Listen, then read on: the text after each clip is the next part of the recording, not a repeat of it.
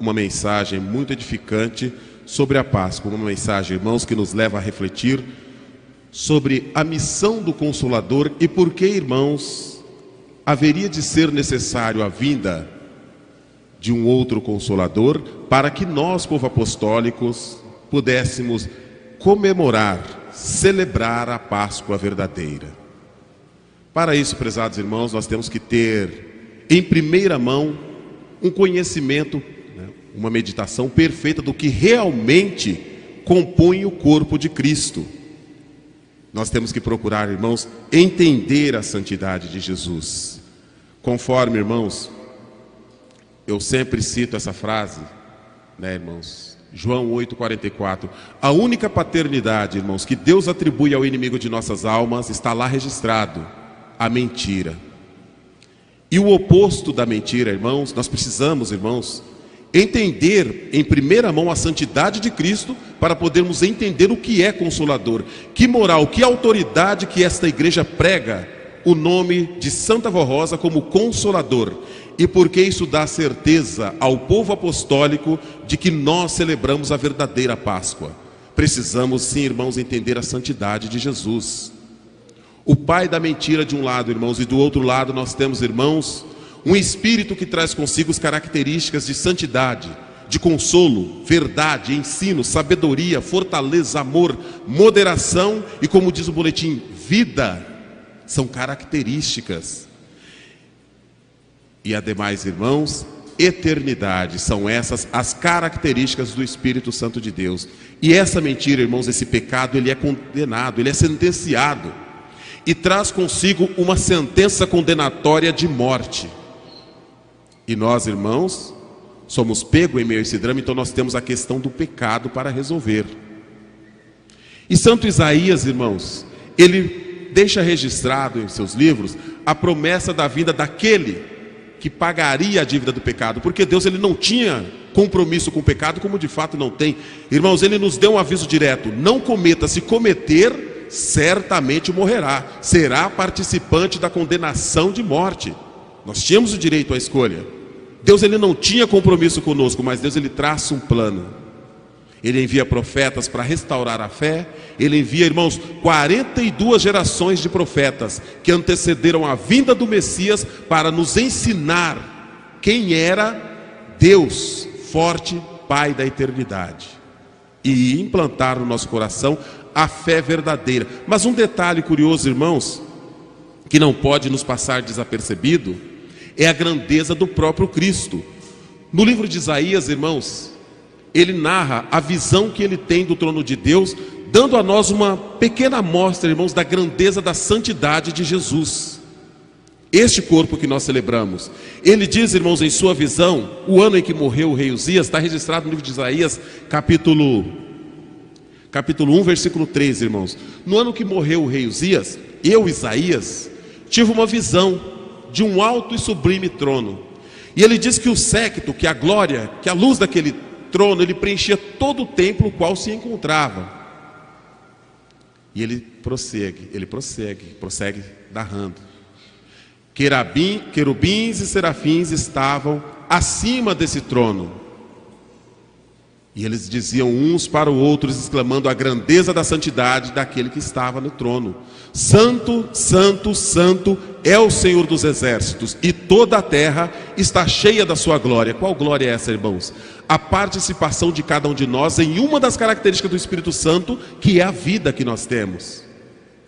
Então, irmãos, e ele continua narrando: Santo, Santo, Santo. E ele diz que todos aqueles querubins, irmãos, serafins que estavam ali, eles possuíam 6 asas.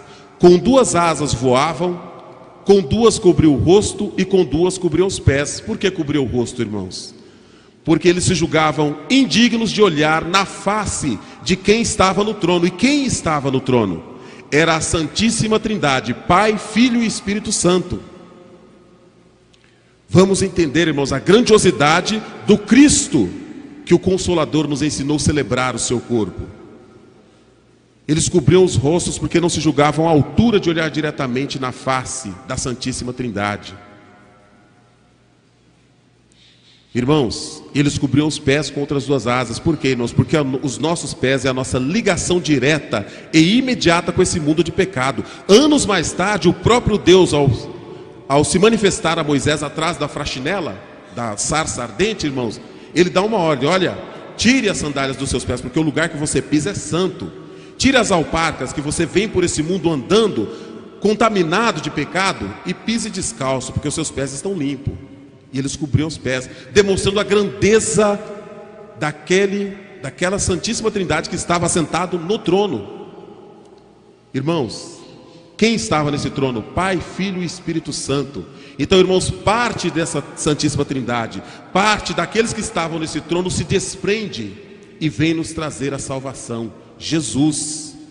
Olha a promessa de Isaías, irmãos, comprovando que Jesus estava nesse trono. Ele, aquele que vos trará a salvação, que nos trará a salvação, ele será maravilhoso conselheiro, ele será Deus forte, perpétuo, Pai da eternidade, Príncipe da paz. Esse, irmãos, é Jesus. E Deus, irmãos, realmente uma pena que nós não tenhamos tempo para falarmos sobre o caminho que Deus traça através de Joaquim e Ana, que são avós maternos de Cristo, para os irmãos entenderem a grandiosidade que Deus trabalha a vida da pequena Maria, para que Jesus viesse a esse mundo sem se contaminar com nenhuma mancha de pecado. Mas podemos dizer, irmãos, que através da graça edificante vem a esse mundo uma mulher santa, que não podia ter em seu ventre simplesmente um ventre, mas sim um santuário iluminado que pudesse suportar a presença de Cristo. Por quê, irmãos? Porque o pecado ele está julgado e sentenciado, e a sentença do pecado é a morte. Se Maria Santíssima, se ela tivesse sequer um pecado original, irmãos, ela não suportaria o corpo de Cristo em seu ventre, porque certamente morreria. Porque Cristo, irmãos, ele quem estava para julgar o pecado juntamente com Deus, mas ele também é executor da sentença. Então, irmãos, esse é Jesus, e ele nasce, irmãos, santíssimo, belo e perfeito para nos dar a salvação através do seu sangue inocente. E o dia, irmãos, em que Cristo tomba o seu corpo, ele cumpre com êxito essa missão, porque Jesus ele viveu todos os seus dias nessa terra, irmãos, sem pecado algum.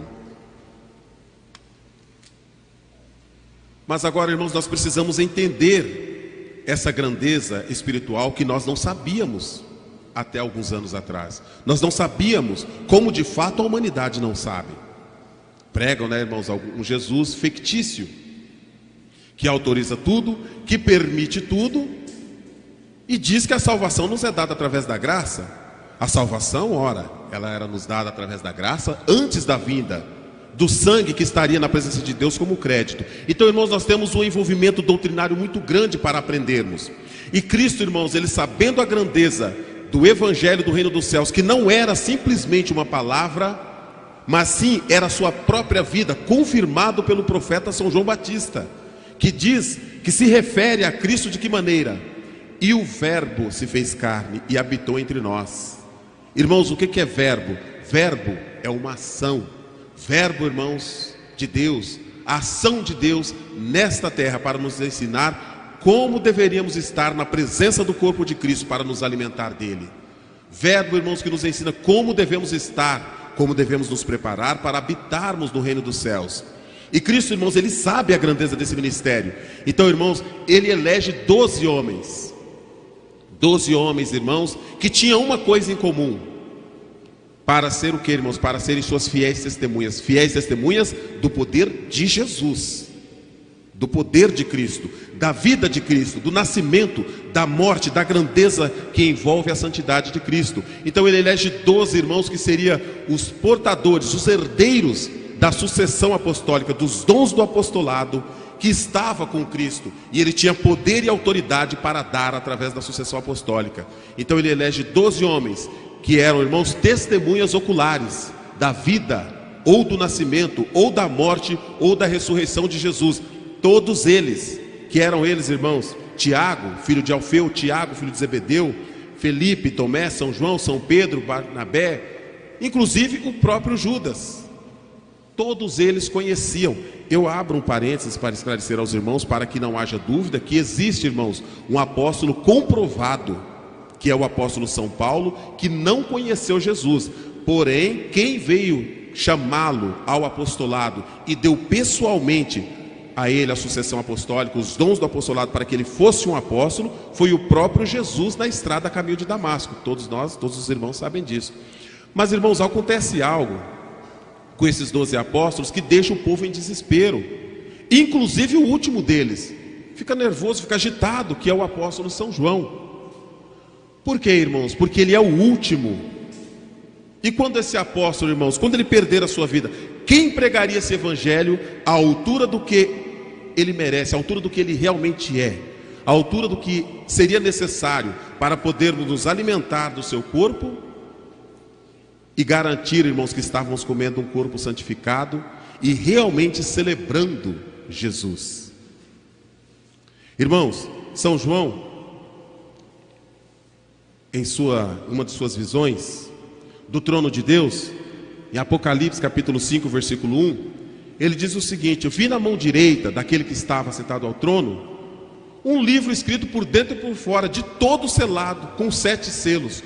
Um livro, irmãos, que continha o verdadeiro evangelho do reino dos céus. Um livro que continha, irmãos, o propósito de Deus para o resgate do homem do pecado, desde o primeiro profeta Abraão, a vida de todas as 42 gerações que antecederam o profeta Jesus, que nos veio trazer a salvação, a vida dos santos apóstolos e o que era necessário para que nós pudéssemos estar na presença de Cristo da maneira que realmente era necessário.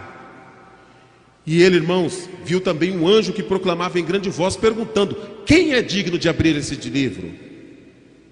Quem pode desatar esses selos? Irmãos, ninguém. A resposta veio imediato: nem nos céus, nem na terra, e nem debaixo da terra é digno de abrir o livro e lhe desatar os nós. Ninguém. E São João, irmãos, ele diz que ele chorava muito. Por quê? Porque não via dignidade em ninguém. Ele era o único que estava ali, irmãos, à disposição e tinha capacidade moral, intelectual e espiritual para pregar o evangelho. Então ele chorava muito. Como pode? E o que será da humanidade? Então, irmãos, todavia, um querubim se aproxima de João e diz: não chore. Eis que o leão da tribo de Judá, a raiz de Davi, ele venceu para abrir o livro e lhe desatar os selos, deixando claro, irmãos, que somente a Cristo estava delegado poder e autoridade para pregar o evangelho, para dar o entendimento perfeito em relação à doutrina do reino dos céus. E o próprio Cristo deixa claro que essa autoridade só confere a ele, lá em São João capítulo 10: em verdade vos digo, quem não entra pela porta do curral das ovelhas, mas sobe por outro lado, é ladrão ou salteador. Mas quem entra pela porta é o pastor das ovelhas. A este o porteiro abre, e as ovelhas ouvem seu nome. Há ainda outras ovelhas que não são desse aprisco, porém ouvirão a minha voz, e as conduzirei para fora. Ou seja, trarei elas de lá para cá, e haverá um só rebanho e um só pastor. E os apóstolos se indagam: mestre, não entendemos. Em verdade vos digo, eu sou a porta. Somente eu posso abrir, somente eu posso chamar essas ovelhas. Ou seja, somente aquele a quem eu delegar poder e autoridade apostólica terá a grandeza de pregar o que é necessário para trazer essas ovelhas para fora, para cá. E quando São João, irmãos, ele deixa a sua vida, ele deixa em paz, porque ele sabe que Cristo tinha delegado esse poder e autoridade ao Consolador. Vamos falar, irmãos, do poder consolador. Que consolador é esse que nós pregamos com autoridade, que é um Espírito de verdade? Conforme já citei, irmãos, por que um Espírito de verdade? Porque a paternidade que Deus atribui ao inimigo de nossas almas é a mentira. Então, irmãos, era um dos atributos necessários para que a pessoa pudesse chegar à condição de exercer o apostolado que Cristo delegou. Cristo delegou pessoalmente, porque o Consolador conheceria Jesus, aprenderia dele, assim como os santos apóstolos. E Cristo, irmãos, ele promete um outro de uma proporção totalmente iguais à de Cristo. Vamos olhar, irmãos, a promessa do Consolador, conforme está registrado, irmãos, no livro de São João. Para os irmãos terem uma ideia da grandiosidade, irmãos, da promessa do Consolador, eu digo para os irmãos que o Velho Testamento foi escrito em hebraico, pouca coisa em aramaico, porém, irmãos, o Novo Testamento foi escrito em grego. E como está escrito em grego, irmãos? Para os irmãos entenderem a grandiosidade da ação do Consolador diante da igreja apostólica. Lá está escrito, irmãos, Aron Parácletos. Esta é a promessa original que é a base desta igreja apostólica. Aron Parácletos. O que é Aron Parácletos, irmãos? Irmãos, Aron, outro, para que ninguém diga, irmãos, que existe juízo peremptório em cima desta promessa que garante, que delega ao Consolador poder e autoridade para pregar o evangelho verdadeiro, que é Jesus. Aron Parácletos. E o que é Parácletos, irmãos? Parácletos, irmãos, é a junção do prefixo pará e o verbo kalem, que quer dizer advogado, ou seja, outro advogado, aquele que conforta, aquele que auxilia, aquele que direciona, aquele que inclusive intercede por nós diante de uma corte. Traduzindo para o nosso português, se resume em uma das características do Espírito Santo de Deus, que é Consolador. Esta é a promessa original, irmãos, que delega ao Consolador poder e autoridade. Outro Consolador que aprenderia dele, Jesus, e nos ensinaria o que haveria de vir. E tudo aquilo, irmãos, que seria necessário para nos igualarmos aos santos que habitam nos céus. Como eu citei ontem, irmãos, o que é igreja? Igreja é todo aquele contexto que eu citei ontem, irmãos. Porém, o que nos faz parte da igreja, ainda em nossa vida terrena, é vivermos de acordo com as regras que existem no reino dos céus. No livro, prezados irmãos, de Apocalipse, capítulo 1, versículo 5, em uma das visões do apóstolo São João, ele diz: Jesus Cristo, que é a fiel testemunha de Deus. Uma testemunha. Jesus Cristo, que é a fiel testemunha de Deus. Ele não está falando de duas, de três, não. Jesus, apenas uma testemunha. E quando, irmãos, as profecias do Apocalipse começam a se cumprir, referente às trombetas, no Apocalipse capítulo 1, capítulo 8, versículo 7, irmãos, diz respeito ao desmatamento e às queimadas. O primeiro anjo, palavras do apóstolo, o primeiro anjo tocou a sua trombeta, e granizo e fogo misturado com sangue foram lançados sobre a terra. Foi queimado 1/3 das árvores e toda a relva verde. Antes disso, irmãos, apenas uma testemunha, não era duas.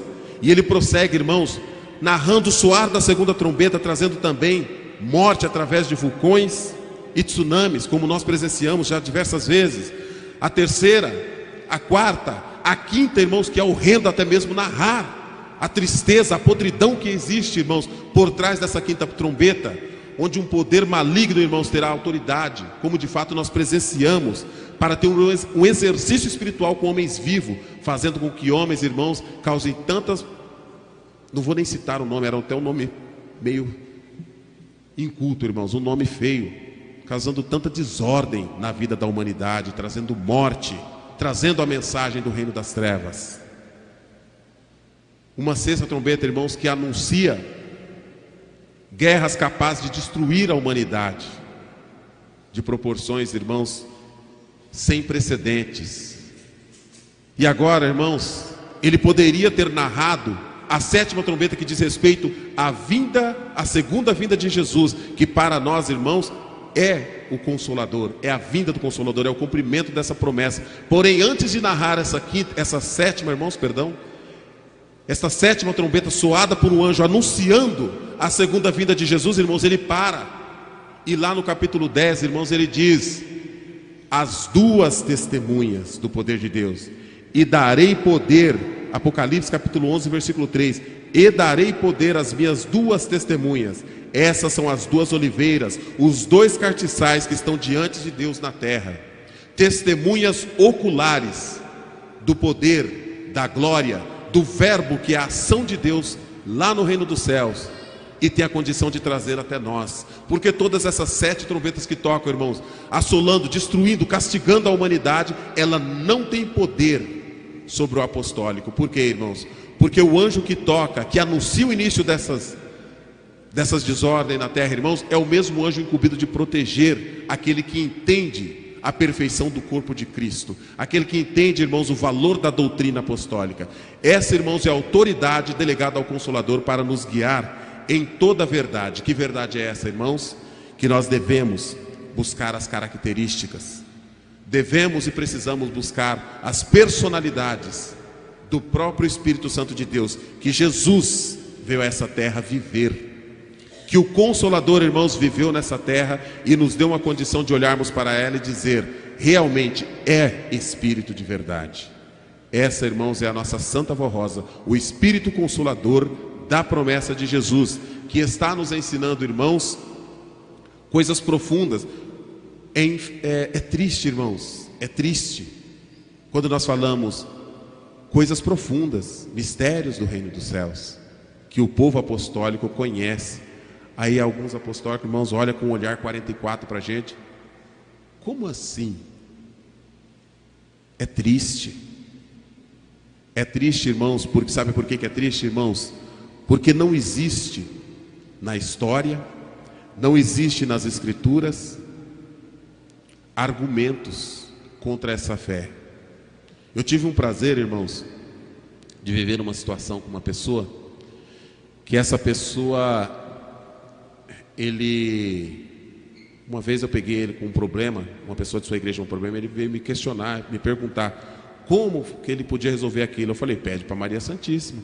Mas ele não crê em Maria Santíssima. Eu falei: mas me explique como crê em Maria Santíssima. Irmãos, eu me recordei de boletim do irmão Aldo, eu acho que de 93. Isso é inspiração do Consolador. Não que eu seja privilegiado, irmãos, isso acontece com todos nós. Em 92, irmãos, eu nem sequer sabia ler, mas eu lembro do pastor falando uma condição espiritual de Maria Santíssima, e eu falei para aquele senhor. Na hora que eu falei isso, ele fechou a cara e falou: ué, mas como que o meu pastor nunca falou isso? Eu falei: está nas Escrituras, mas eu não encontrei na Bíblia. Eu falei: na Bíblia não está, mas está nas Escrituras.